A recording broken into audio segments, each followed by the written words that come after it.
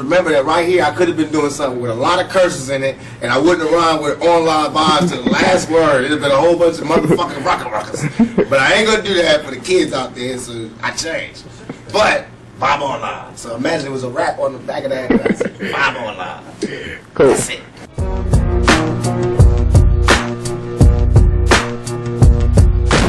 Where do you see yourself in 20 years from now? If God give me breath for 20 more years, I see myself changing the world.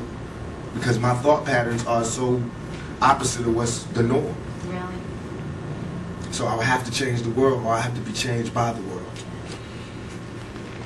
How is it working with Suge and out here on the West Coast for you? And a lot of your East Coast fans feel like your new allegiance to the West Coast has felt, you know, a lot of them feel maybe you're not as loyal to the East Coast anymore. That's so nonsense. Poppycock.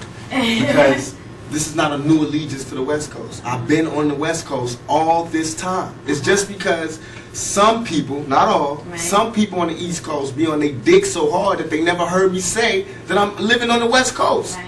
It's just that by me keeping it real, I always said where I came from.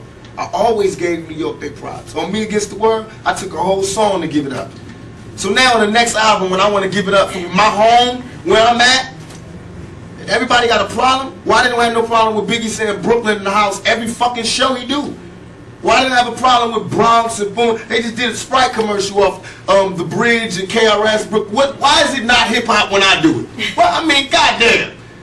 Why is it suddenly a nigga tripping when I do it? Why everybody else could have a war, have beef within the music, talk about differences, and it's okay, it's music, it's hip-hop, it's groundbreaking. When I do it, it's war. And that's all I'm doing. All I'm doing is saying I'm tired of you talking about where you from. And if that's what we're going to do now, because we was doing it like hip-hop was one nation. And I have proof to say what I was doing. I did more for the East Coast than the East Coast did. I put more guns in East Coast niggas' hands than East Coast niggas did when they came out here.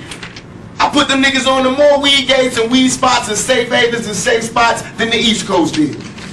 I put more rappers on than they did. I gave Biggie his first shows. I was the one that I was that bridge that niggas used to walk on to get over here. I explained it. I'm the one that told you. I'm why all these niggas run around with a gangbanger on their payroll now.